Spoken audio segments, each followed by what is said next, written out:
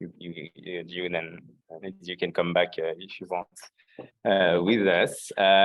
So don't hesitate to send questions. So there's a question on the question around, so it's specifically on African countries. If you allow me, I'll broaden it to all developing countries on the economic sovereignty. So there's this impression that MDBs kind of refuse to finance natural gas projects, so that the question to replace dirty coal projects, and that is a long-term strategy of development and climate mitigation, because obviously gas is less emitting than coal, and MDBs refuse to finance it, and that would allow African countries. But again, I think we can broaden it, including to Brazil, but you can discuss it in other context that would allow to benefit from electricity as quickly and cheaply as possible. So I think that touches on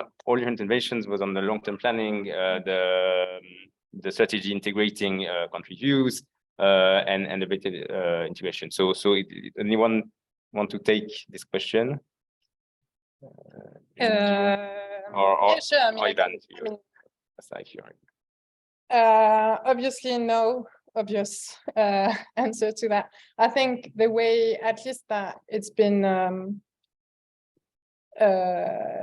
addressed at IDRI in different ways. Actually, one of the countries that comes to mind is at the moment where the issue is really central is in Senegal. And one way that we think would sort of help addressing it, I'm not saying that it's going to solve everything, but it's this long-term sort of strategy and planning. So to say, what are the immediate needs in the short term, and how do we need to respond to that? But what's the exit strategy kind of thing? And then if MDBs are part of the story, then for how long and based on what? And then how other actors will come in, or can be sort of can work in partnership as well, so that there's a longer term vision that would ensure, I mean, sovereignty is the term that was used in the question, but that's at least one way of trying to address it, identifying the short term needs and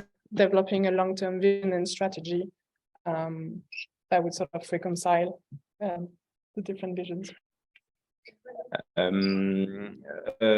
June, you want to that, or? I cannot say much about the official OECD position on this, but I also agree with the need that there is a need to accompany countries where they are at, and to find the best financing strategies to make the best of the resources that are available to them. But there is also obviously a need to accompany countries to effectively transition towards low carbon economies, and to make the most impactful support that can do. Thank you, Ivan. Since you were among your principles, you had the kind of ability of MDBs to respond and to adapt to the country context. Do you want to take part of that? How can MDBs kind of react to the energy choice and the choice of energy mix by countries themselves? Thanks, Martin. That's very critical. Energy transition in some poor and developing countries is essentially key, and I do see the need to create different paths. Let's say, if we don't do that, that's not going to deliver on the needs of the country. So I think the banks, they need to maybe, in connecting to what my colleague from IDRI said, have short-term goals and long-term goals related to energy transitions in some countries. There are some countries that really need to go for coal, for example, in order to grow faster and better, and even to try to address the challenges of the other SDGs and so on. So again, poverty is very irrelevant in many countries, and we should not deprive countries from the possibility of developing. But at the same time, maybe having a long-term strategy when it comes to energy, making them able to go from coal to other kinds of energy sources throughout the road of development. So, but that kind of flexibility that was calling one of the proposals, that is, I think it is critical. The countries are very, very different when it comes to what they need to do to decarbonize and how they're going to help humanity save life on Earth. And that should be quite clearly addressed by the MDBs themselves. In that sense, flexibility and maybe these different perspectives, taking both short-term needs, but long-term agendas to development in different countries should be taken into account by them. Thanks. Sarah, do you want to take that or? No, okay. No, that's fine.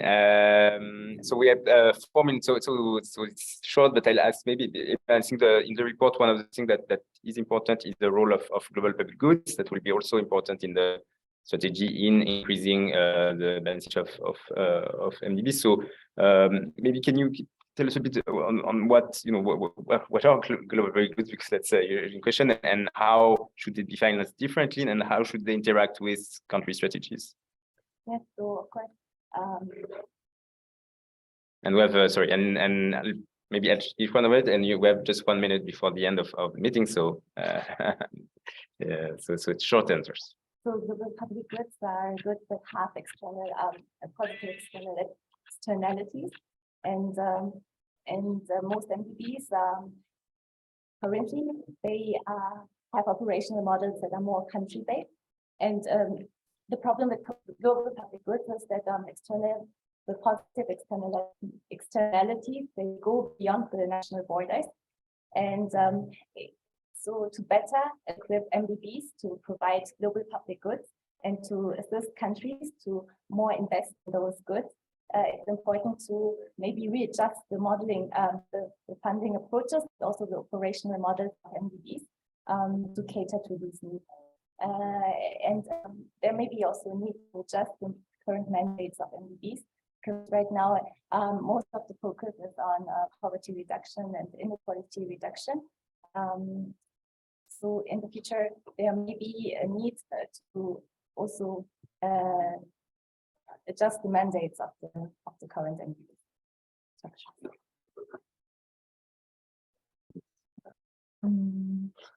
I don't think I have much to add to that in terms of, I mean, maybe one of the things that I was saying is the idea that I understand the discussion on expanding the mandates of the banks.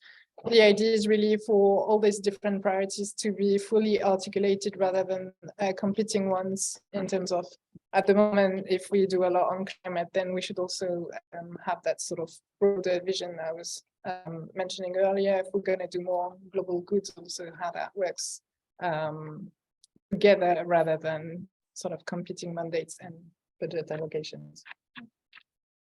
What I forgot to mention is also that one issue that arises also with a more prominent role for MDBs in the provision of global public goods is that many of the global public goods they are also they would involve investments in middle-income countries or countries that are no longer eligible for a concessional finance or development finance, and it's important to ensure that the sources are being additional so that they don't crowd out something that would go for to address development issues. So again, there's the need to raise more and more. Ivan and Sarah, do you want to close? The 1 minute that we have left.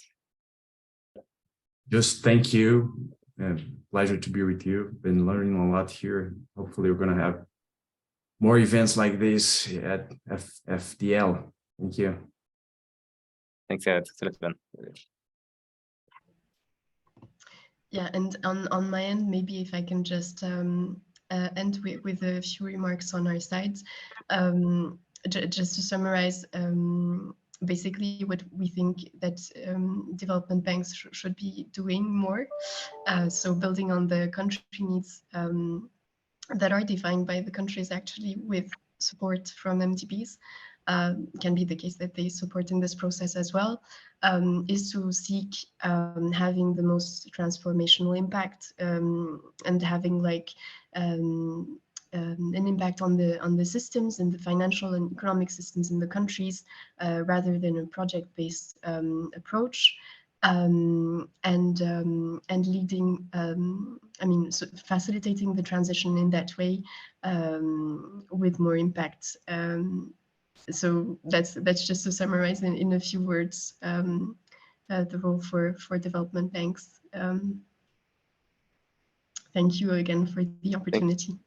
Thanks again thanks to all online. Yes, I will ask everybody to send me their slides and put them on the website, on our website, and so you can go there and we'll find a page with the recording of the event as well.